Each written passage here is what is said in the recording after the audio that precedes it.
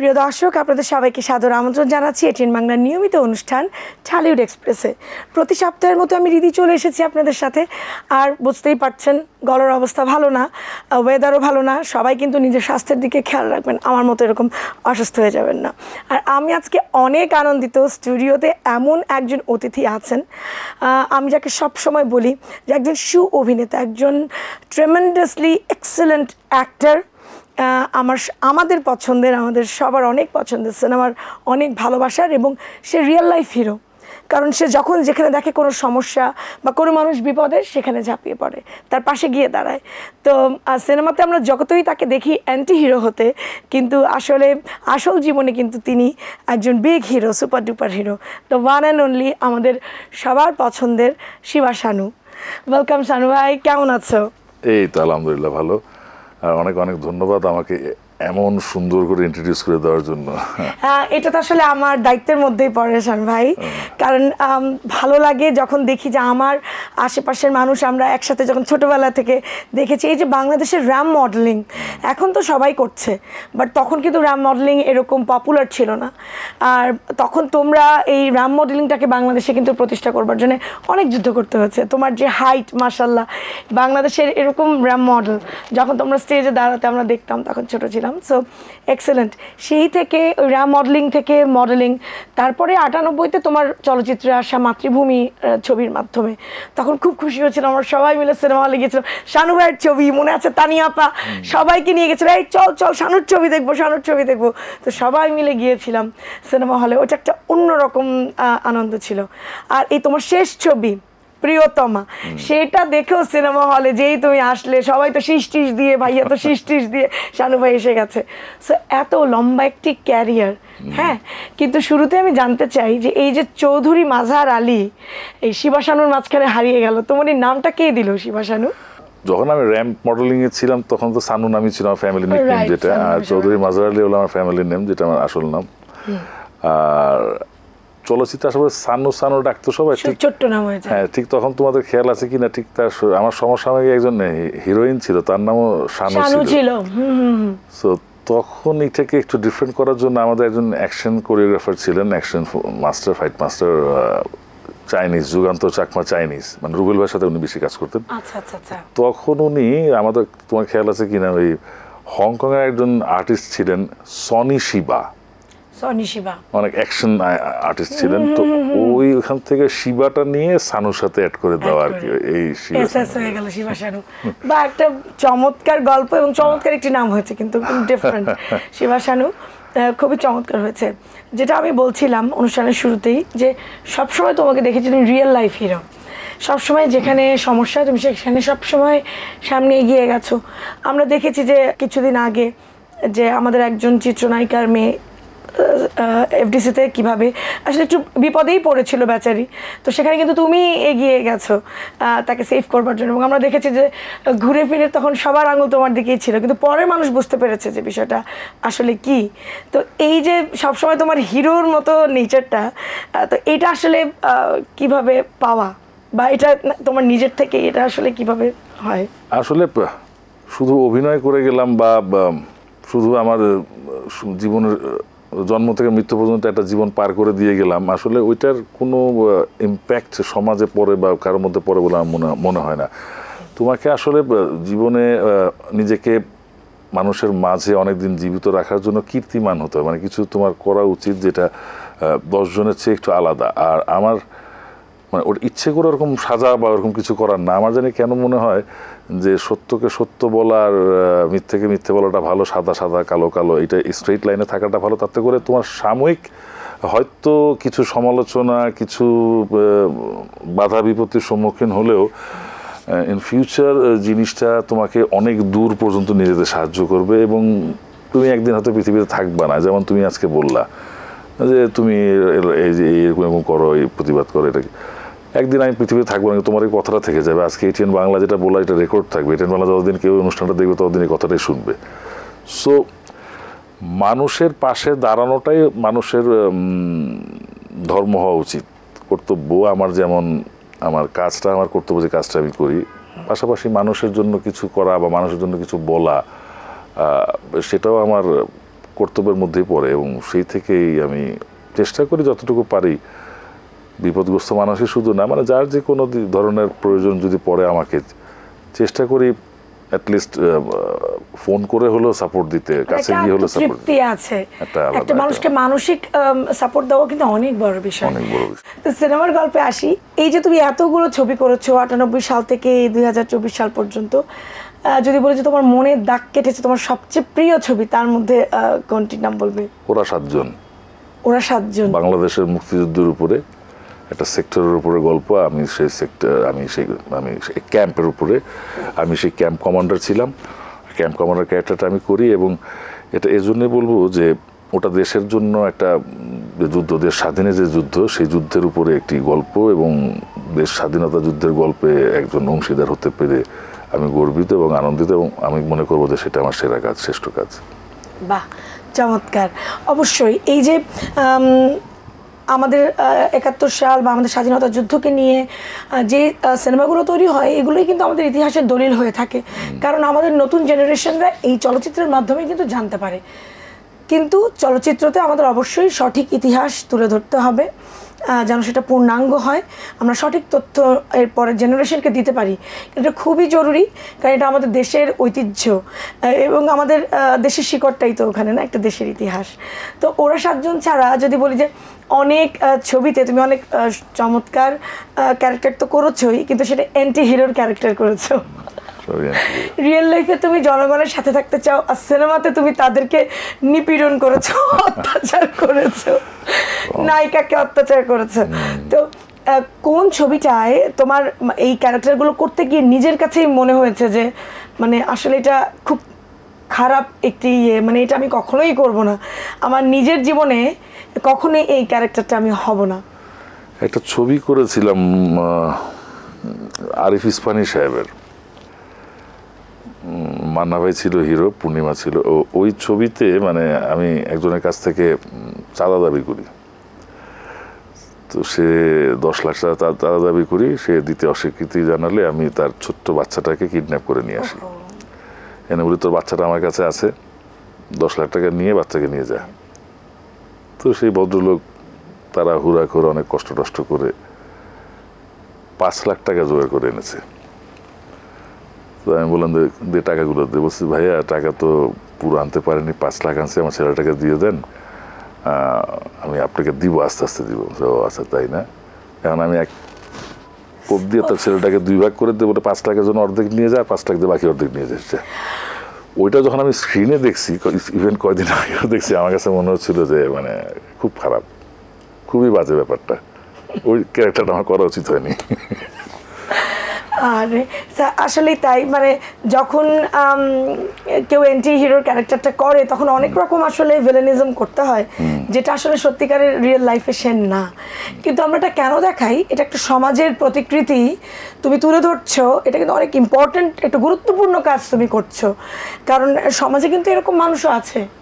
Real লাইফে যেরকম মানুষ নেই তা কিন্তু না, আমরা রিয়েল লাইফে এরকম অনেক গল্প আছে, এরকম অনেক কিছু শুনছি। তো সেগুলোরই প্রতিচ্ছবি চলচ্চিত্রে আমরা দেখি, কিন্তু আসলে আমরা আশা করি যে আমাদের দেশ থেকে, আমাদের সমাজ থেকে যেন এগুলো না হয়, প্র্যাকটিস চলে যায়।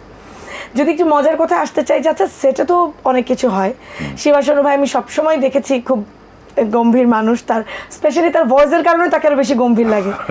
মানুষটা এত গম্ভীর না হলেও তার এই কণ্ঠস্বর, এই যে ভারী কণ্ঠস্বর একমাত্র অমিতাভ বচ্চনের আছে আর আমাদের শানু ভাইয়ের। তো এটা কি চর্চা করে তুমি বানিয়েছো নাকি এটা আল্লাহ প্রদত্ত? এটা দর্শকের জন্য বলতে হলে, গল্প বলতে হবে, আর তুমি তো নিজে থেকেই জানো, আমাকে তুমি চেনো প্রায় নিয়ার অ্যাবাউট 30 ইয়ার্স, তাই না?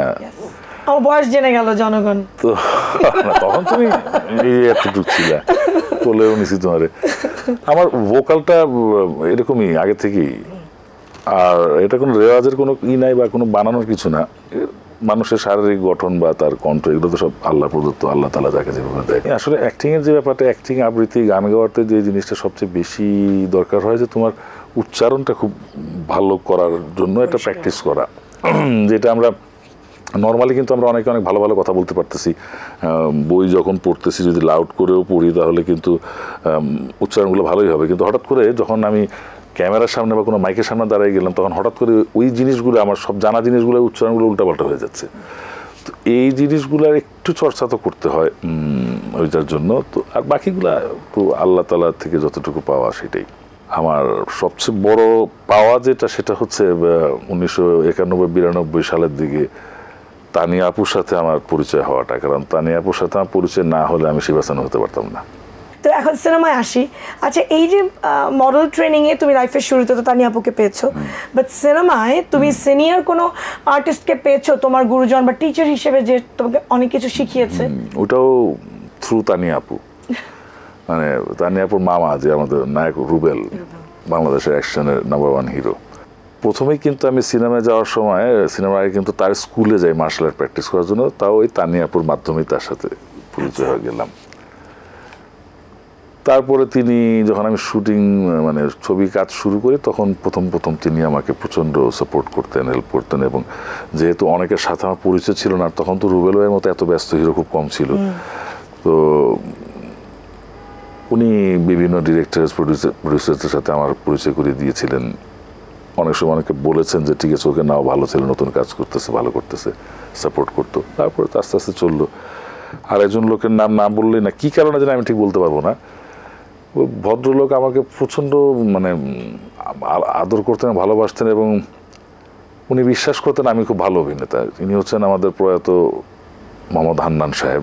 আমি ঠিক জানতাম না কী কারণে উনি আমাকে খুব পছন্দ করতেন। এবং উনি অনেকে হয়তো রাগ করতেন, করতেন, কিন্তু কখনোই আমার সাথে কোনোদিন রাগ করেননি, কোনোদিন চিৎকার করে কথা বলেননি। যারা হান্নান ভাইকে কাছ থেকে চেনেন তারা জানেন যে উনি কেমন মানুষ ছিল। একটু হঠাৎ করে রেগে যেত, কিন্তু আমার সাথে কোনোদিন তিনি রাগ করেননি। অনেক ছবি কাজ করেছি একসাথে, আমার অনেক ভুলও হয়েছে। একদিন শাবনূর আমার আগে সেটে চলে আসে, এটা কোনো কাজ করলি তুই বাবা বল, শাবনূর তোর আগে সেটে আসে না, আমি এটাকে কী জবাব দিই? তাই আমি আসতে চাইছি 5 মিনিট, তাড়াতাড়ি রেডি হয়ে গেছি। আমার সাথে উনি রাগ করতেন না, খুব ছিল। উনি আমাকে খুব সাপোর্ট করতেন, এবং উনি ওনার সার্কেলে আমার খুব প্রশংসাটা করতেন, যার ফলে ওনার সার্কেলের সবার সাথে আমার মোটামুটি কাজ করা হয়েছিল, সুযোগ হয়েছিল, এই আর কি। এরা আছে, সবাই আছে। মান্না ভাই, উনিও আমাকে প্রচুর সাপোর্ট করেছেন।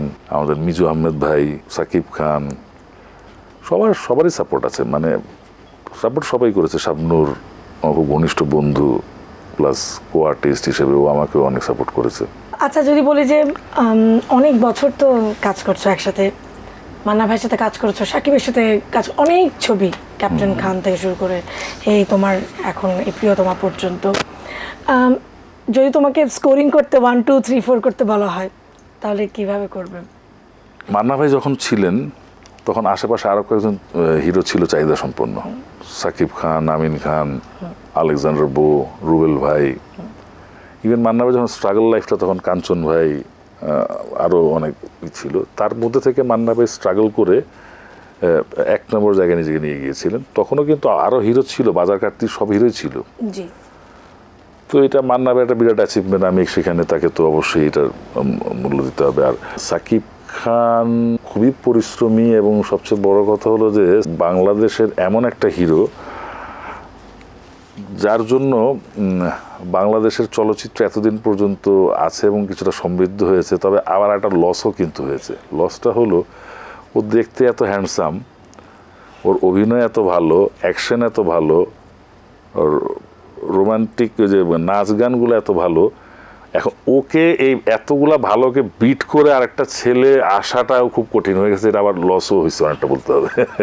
দুই দিকেই বললাম। ভেরি ওয়েল সেড, চমৎকার বলেছে। আসলে ঠিক তাই। আচ্ছা, যদি বলি যে এই যে গান নাচের কথা আসলো, গান নাচ কিন্তু তুমিও কম করো নাই খলনায়িকাদের সাথে। তো যদি বলি যে প্রিয় গান তোমার চলচ্চিত্রের কোন গানটা, যেটা তুমি নিজে শুনতে চাইবে, দর্শকদেরকে, তোমার ফ্যানদেরকে উপহার দিতে চাইবে? হান্নান ভাইয়ের একটা ছবি, জীবন এক সংঘর্ষ, আমার আর শাবনূরের একটা গান স্টেজে, রঙের মেলা গানটা, যেটা ওটা শাবনূরও প্রায় দেখে, আবার মাঝে মাঝে পাঠায়, দেখ তুই এভাবে নাচতে পারতি, কিভাবে কিভাবে করতে নাচ শিখছিলি, তুই এরকম করতে। কি চমৎকার। আপনারা যেমন আপনাদের পছন্দের অভিনেতা অভিনেত্রীর সিনেমাগুলো দেখেন, গানগুলো বারবার দেখেন, তেমনি যারা অভিনেতা অভিনেত্রী তারাও কিন্তু তাদের প্রিয় গানগুলোকে যে বলছিল দেখে এবং নিজেদের মতো শেয়ার করে, আলাপ করে। এটা আসলে অন্যরকম একটা পাওয়া, অন্যরকম একটা ভালো লাগা। আর সেই জন্যই আমাদের এই অনুষ্ঠান, যে আপনাদের প্রিয় তারকাদেরকে যেন আপনাদের কাছাকাছি এনে তাদের এই পছন্দের গল্পগুলো আপনাদেরকে যেন জানাতে পারি। শিবা শানুর সাথে আড্ডা হচ্ছিল, আবারও চলে যাচ্ছি। ভাইয়া, ভবিষ্যৎ পরিকল্পনা কি? কারণ আমরা দেখলাম যে সায়মান, সেও পরিচালক হয়ে গেল, নায়ক সায়মান। তো হ্যাঁ, সে বলছে যে সে এখন পরিচালনা করবে। তো এখন সেখানে আসলে ভবিষ্যৎ পরিকল্পনা কি? অভিনয়ের প্রতি আমার দুর্বলতা সবসময় ছিল, এখনো আছে, ভবিষ্যতে থাকবে। আর পরিচালনা করার মতো সাহস আমার নেই, ওটা অনেক ধৈর্যের ব্যাপার, অনেক বিরাট ব্যাপার। ব্যাপারটা হচ্ছে যে একটা ছবিতে দেখো ধরা গেল যে 60টা সিকোয়েন্স আছে, প্রথম সিকোয়েন্সের সাথে লাস্ট সিকোয়েন্সের যে একটা ব্রিজ থাকে, একটা ব্রিজটা সাজানো অনেক কঠিন, চিত্রনাট্য যে ব্যাপারটা, এবং দর্শককে ধরে রাখা, ওইগুলো আমার মাথায় নেই। আমি হয়তো একটা সিন বলতে পারবো যে সিনটা এভাবে করলে ভালো হয়, কিন্তু একটা ছবির ব্যাপারে আমার অতটা মেধা সম্পন্ন লোক আমি না। তো পরিচালনার তো কোনো চিন্তা ভাবনা নেই, প্রযোজনা যদি সেরকম অর্থ আমার কাছে থাকে তাহলে হয়তো কোনো সময় চেষ্টা করতে পারবো।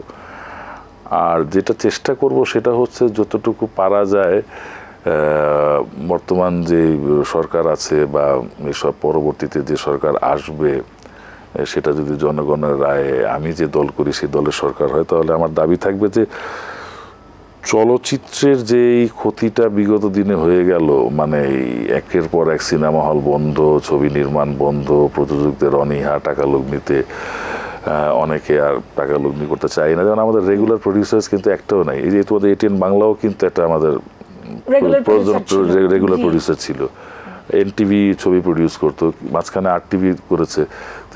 আমার কথা হলো যে ওনাদের যাতে টাকার লগ্নির করার যে নিশ্চয়তা বা পরিবেশটা দরকার সেটা নেই বলে হয়তো ওনারা করছেন না।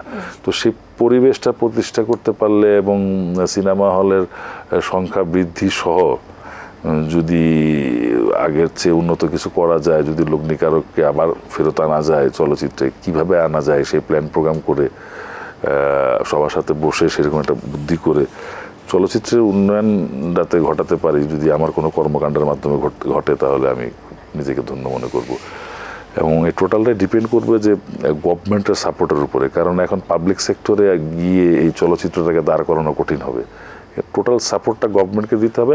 আমরা যারা আছি তারা হয়তো পরিকল্পনা তৈরি করতে পারবো, অর্থনৈতিক এবং সমস্ত সাপোর্টটা গভর্নমেন্টকে করতে হবে এই মুহূর্তে। আমাদের চলচ্চিত্র এটা আমাদের ঐতিহ্য, আমাদের গর্ব, আমাদের ভালোবাসার জায়গা। তো সেটা যেন আসলে আরও ভালো হয়, কারণ বিশ্বের সাথে তাল মিলিয়ে বাংলাদেশ সব দিকে এগিয়ে যাচ্ছে, যেন চলচ্চিত্রের দিক থেকেও এগিয়ে যায়, সেটাই আসলে আমাদের প্রত্যাশা থাকবে।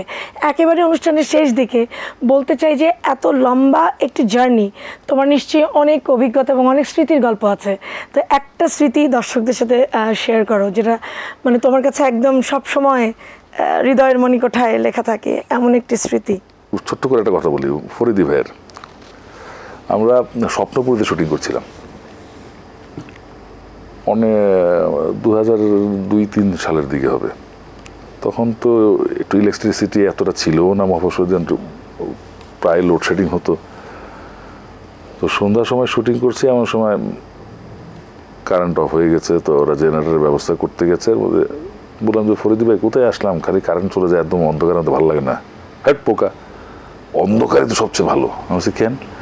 এরকম চেয়ার আকাশ দিকে তাকাইলাম, কেমন লাগতেছে, অনেকগুলো তারা, খুব ভালো লাগতেছে। হ্যাঁ ভালো লাগতেছে।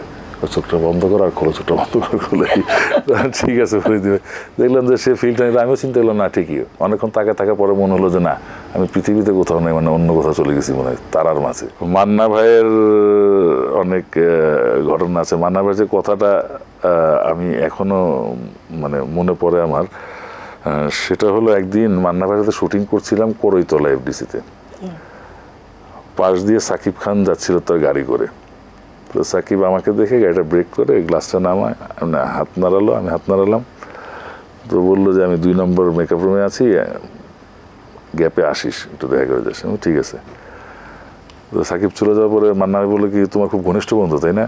তো বলছি হ্যাঁ, আমার ভালো ফ্রেন্ড। তো বললো যে the last superstar of Bangladesh film oh my god. এই কথাটা বললেন কেন মান্না ভাই? বলছে না আমার তো সময় প্রায় শেষের দিকেই, আমি আর কয়েকদিন হিরো টিরো থাকবো, এরপর তো ক্যারেক্টার আর্টিস্ট, বাপের ক্যারেক্টার, বড় ভাইয়ের ক্যারেক্টার করবো। ও যখন সুপারস্টার হিরো হয়ে যাবে, ওকে বিট করে অন্য কারো ওই সুপারস্টার পজিশনে যাওয়াটা অনেক কঠিন হবে। বাবা কি বিচক্ষণতার একটি মন্তব্য করে গেছেন না? এটা আমার কাছে এখনো মনে পড়লে আমি চিন্তা করি যে উনি আগে থেকে কি ক্যালকুলেশনে, কি কারণে কথাগুলো বলে গেছে। চমৎকার। মানে আসলেই দর্শক, আমরা যেরকম আমাদের তারকাদেরকে আসলে ভালোবাসি, তাদের সাথে আমাদের একটা বন্ডিং হয়, তেমনি প্রত্যেকটা তারকাও কিন্তু একজন একজনকে ভালোবাসেন, তাদের মধ্যে একটা অন্যরকম বন্ডিং। আর সেই ভালোবাসা যেন সবসময় থাকে তারকাদের মধ্যে, এবং আমাদের সাথে তারকাদের সেই কামনাই থাকে আমাদের সবার, চলচ্চিত্র প্রেমীদের। নিশ্চয়ই আমার মতো আপনাদের ভালো লেগেছে আজকের এই পর্ব। সবাই ভালো থাকবেন, সুস্থ থাকবেন, এটিএন বাংলার পর্দায় চোখ রাখবেন, কারণ এটিএন বাংলা অবিরাম বাংলার মুখ। আমি রিদি প্রতি সপ্তাহে বলি, এই সপ্তাহে বলছি আপনারা সবাই বাংলা ছবি দেখুন, বাংলা গান শুনুন, কারণ বাংলা ছবি, বাংলা গান আমাদের ঐতিহ্য, আমাদের গর্ব। নিজেকে বাংলাদেশি বলে, বাঙালি বলে গর্বিত হন। প্রতিদিন দেশের জন্য একটি হলেও ভালো কাজ করুন। আর বাংলা ছবি দেখা আর বাংলা গান শোনা ভালো কাজের মধ্যে একটি। খোদা হাফেজ। দেখা হবে আবারও আগামী সপ্তাহে আপনাদের প্রিয় কোনো তারকাকে নিয়ে। খোদা হাফেজ।